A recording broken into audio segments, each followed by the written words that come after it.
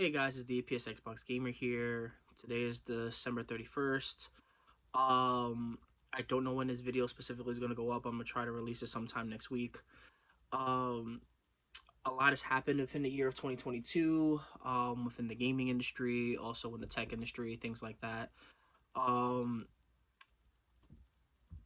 Especially what's been going on with a lot of like especially within the tech industry, I should say. Um, Basically what I just want to also talk about is like how like the direction of my channel is going to go within the next year or so, or this coming year I should say.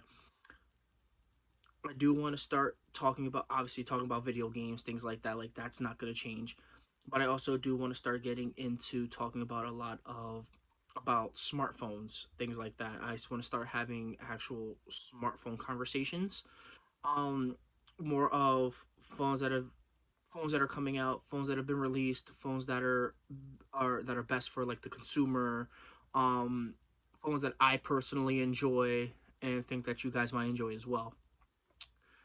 Like I mentioned, 2022 was a big year, especially when it came in the smartphone industry. A lot of smartphones have come out this year in particular.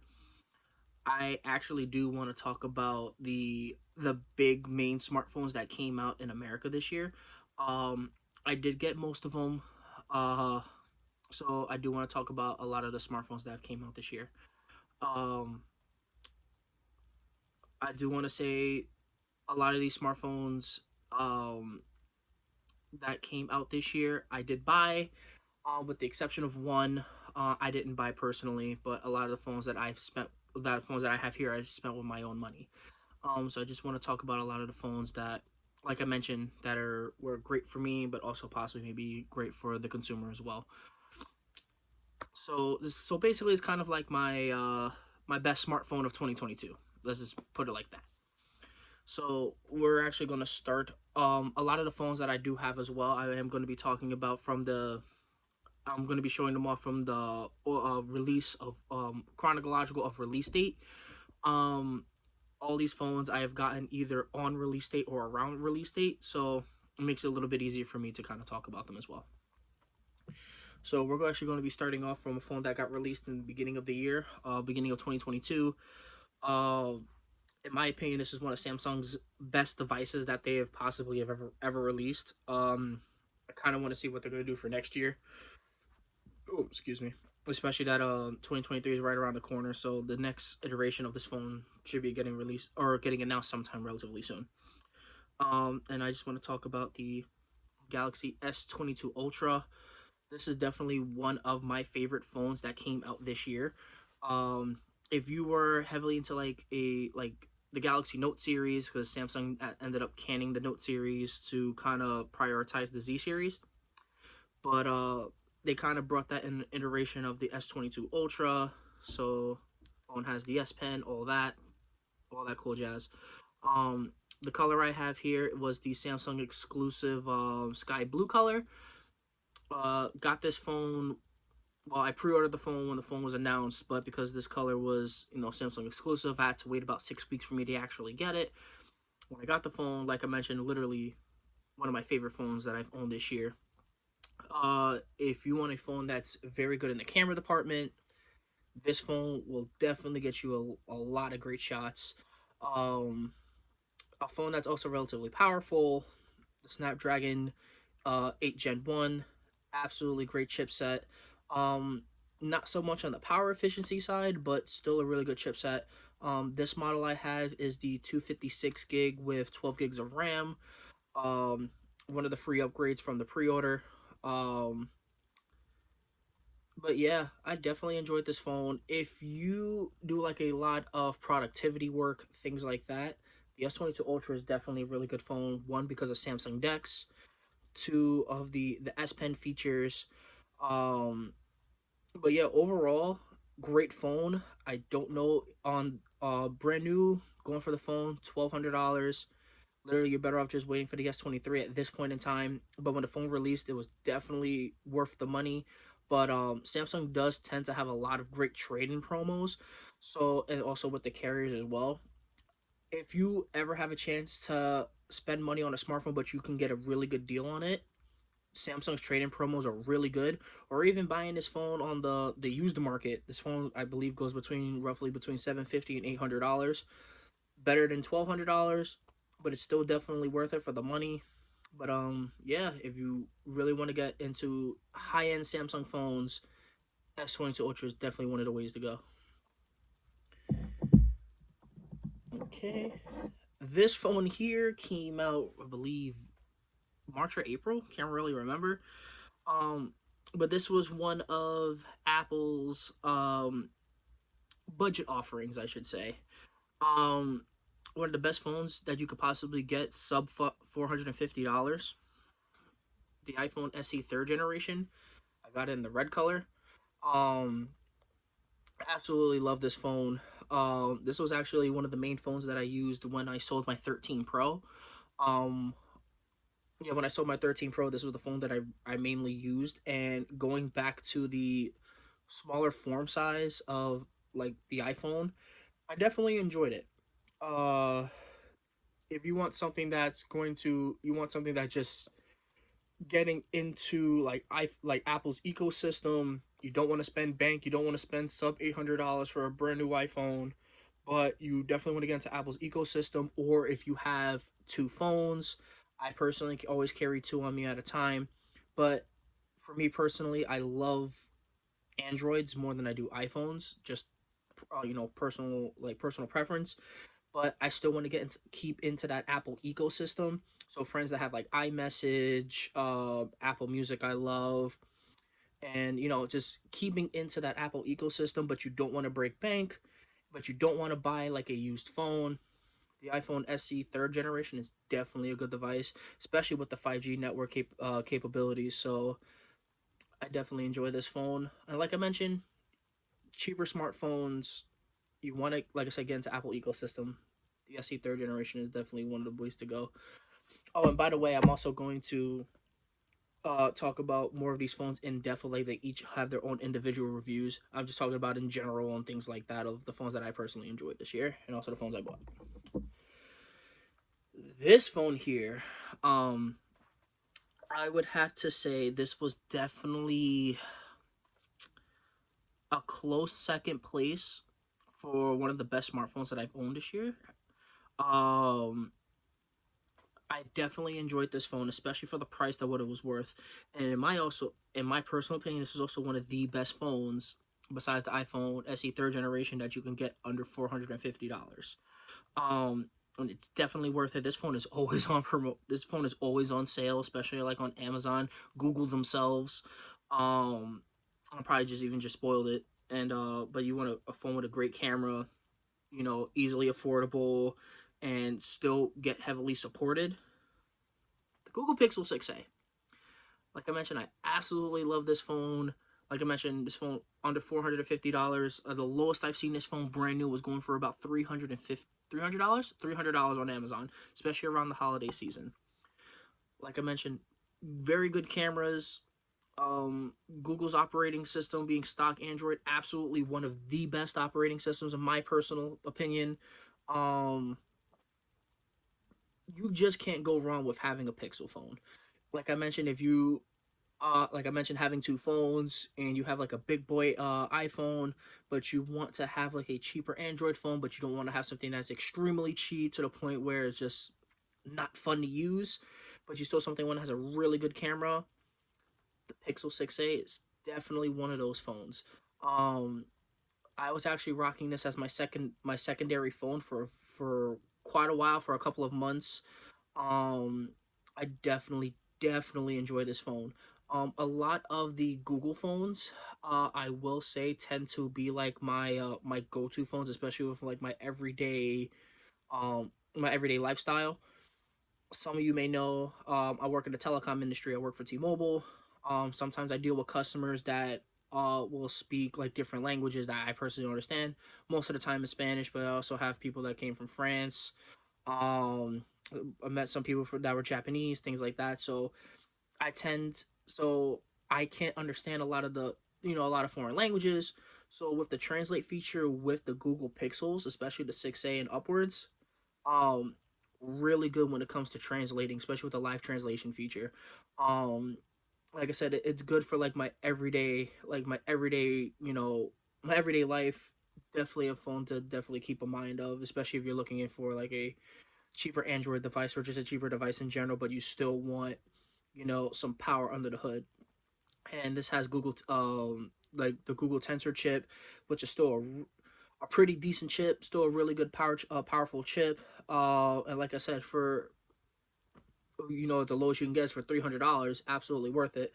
The phone itself retails for 450, which my personal opinion is still a really good price for what the phone is. But yeah, the Google Pixel 6a.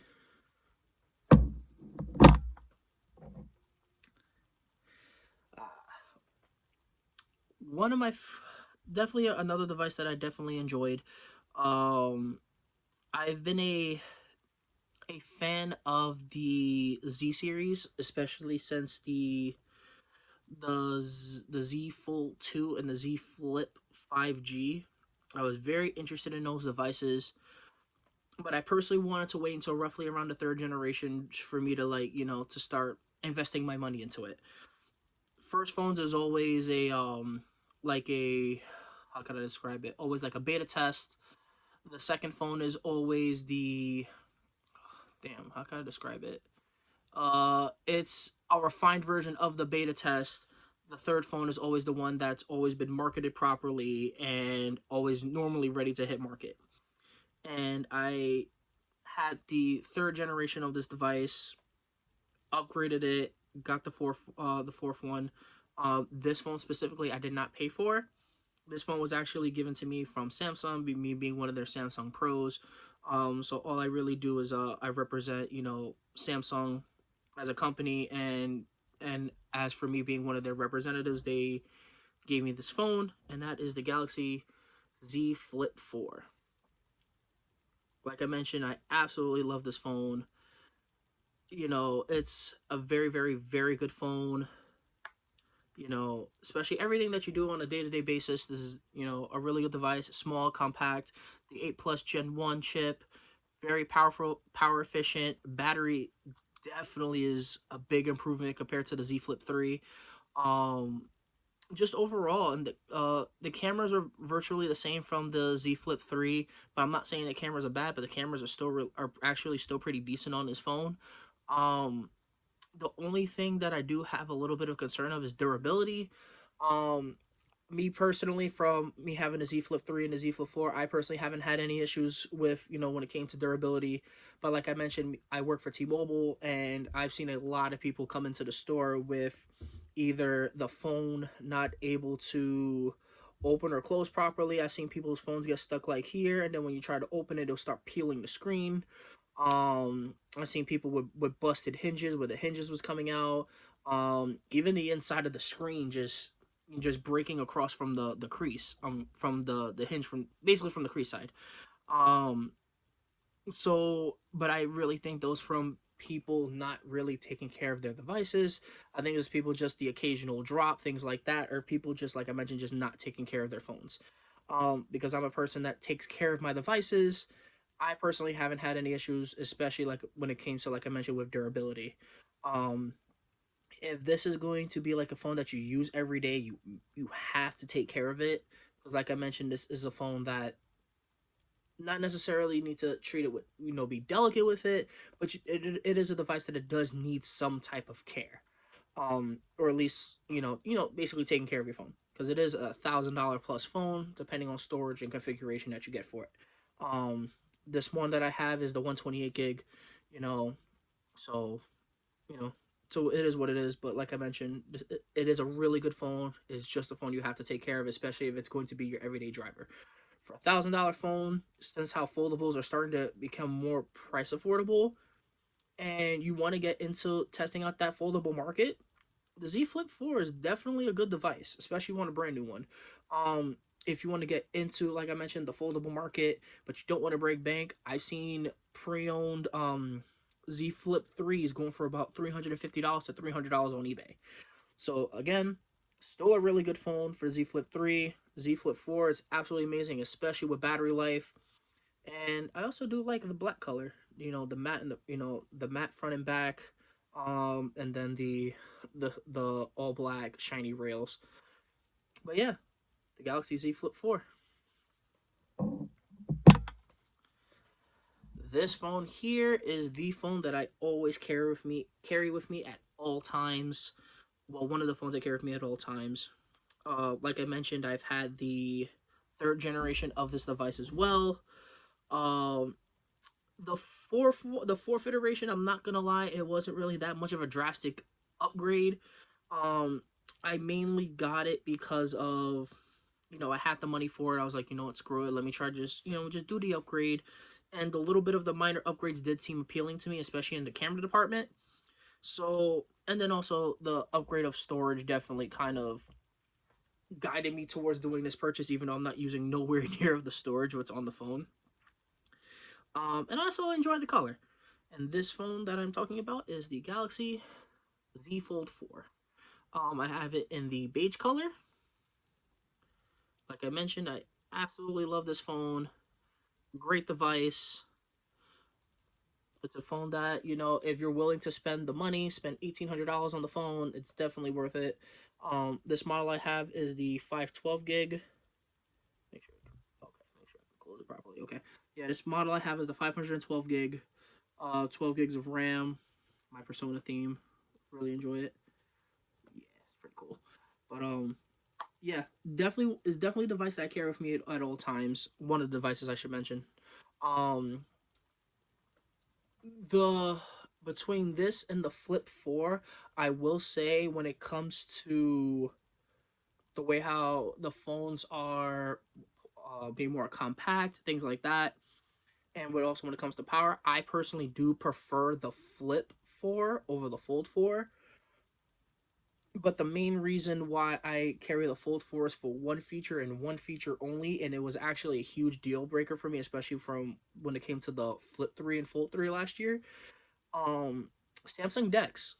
So Samsung Dex is literally a huge feature that I constantly use on the flagship Samsung devices. The Fold 4 is no exception. I'm always using Samsung Dex. I have a Samsung TV in my living room. I have a Vizio TV down here. So using wireless Dex, I even have a lap dock that I use and plugging this up. For Samsung Dex, it's something that I'm always constantly using. So when I found out that the Flip didn't have that feature, it was a huge deal breaker to me, and it caused me to get the Fold, I should say. Not nothing knockoff to the Flip, but like I said, the Samsung Dex was a huge feature that I constantly use, and the fact that one of the phones that I really wanted didn't have it pushed me to literally look somewhere else. When it comes to the Fold, especially the Fold 4, they did a huge upgrade in the camera department, so it does have the same cameras as the S22 and the S22 Plus. So if you're paying $1,800 for a phone, you expect to have at least the best, or at least relatively close to the best of the cameras. I understand with the folding technology, it is becoming a little bit, it's relatively expensive. It's starting to drop down in price from way how the phones are being manufactured now. Um, Especially in the States, Samsung is still the king when it comes to folding devices. We still know about Huawei's phones. What is it, the Mate 20 Pro? I don't know. The Oppo Find N. A lot of those folding devices that are overseas are basically the huge competitors to the Z Fold series, but we don't have those in the States yet. And hopefully, if the Google Pixel Fold is as good as it sounds like, that's gonna Samsung has a run for their money if it comes to that phone. But the Z Fold 4, in my opinion, is still going to be one of the top dogs, especially when it comes to folding devices. Like I mentioned, just a really good phone overall. If you have the money and you want to get into the folding market, and you're going to use it for like huge productivity, the Fold 4 is definitely the way to go. Especially if you want to have a phone, have a tablet, basically a portable computer. It's basically three in one. Why not spend the $1,800+ to get a Fold 4? Um, Something I also do want to mention on eBay as well, because the upgrade differences between the Fold 3 and the Fold 4 wasn't that drastic, in my personal opinion, you could find Fold 3s literally on eBay between $700, $800. Sometimes I see as low as, $600. So if you really look hard enough, you can find a Fold 3, which is still a really good phone and still really powerful and still get all the productivity it uses out of it. Just why not go for the Fold 3 if you have the money? But if you really want the absolute best, especially with the better camera, things like that, Fold 4 is not a bad option at all. But yeah, the Galaxy Z Fold 4. Put this. Oh, sorry, I shut the camera. Slowing this down. This definitely one of my personal favorite. One of the personal devices. This is the second device that I carry with me at all times. Reasoning for it: it's an iPhone. Everyone wants it, or at least a lot of people in that love Apple devices, things like that. The main reason why I got it is because I sold my 13 Pro. I had fun with the SE, but I just wanted to kind of go back to a bigger phone. I normally tend to like the medium-sized devices, because it's not too big, not too small. But I decided to go all out for this one, and I ended up getting the iPhone 14 Pro Max. It's the most I can say is it's an iPhone. It's it does what it does. Decent cameras. Always on display. The dynamic islands, nothing crazy. It's just an iPhone. I just wanted it because just wanted to go back to a bigger iPhone. I do like the color. I got the purple color, the deep purple. Ooh, need to do a little cleaning around the rails, but fingerprints all over it. But like I said, it's just an iPhone. It's my opinion. It's definitely a good phone. If you want the money, if you have the money, you want to get a pretty big iPhone. Battery life isn't as good, and it's weird because you would think that the bigger size phone would have the better battery, but it's kind of ironic that I was getting better battery life out of the smaller 13 Pro than I am with the 14 Pro Max, and that says a lot. I don't know if it has to do with either iOS 16, the way how it's been configured, and the way how it drains more battery. It could be the A16 chip and the A16 Bionic and the 14 Pro just draining a lot more power.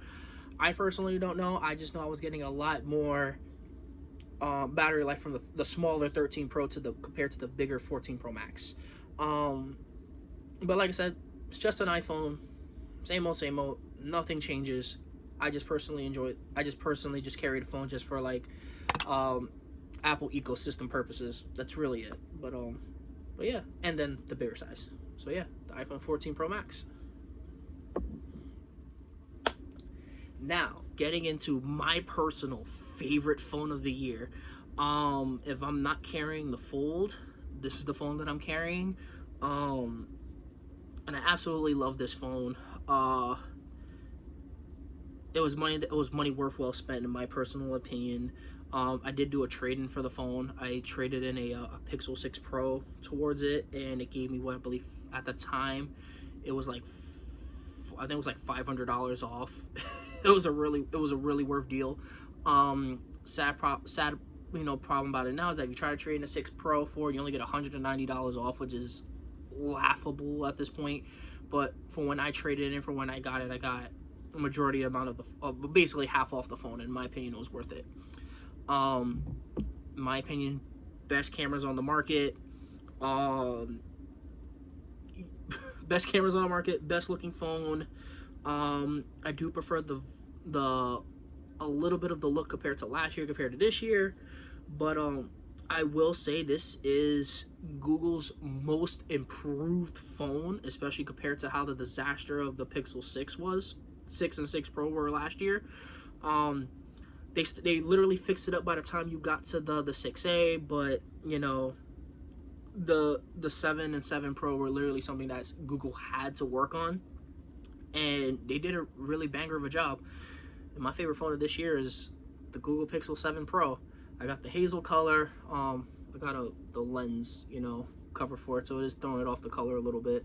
But the Pixel 7 Pro, dear God, literally my favorite phone of the year.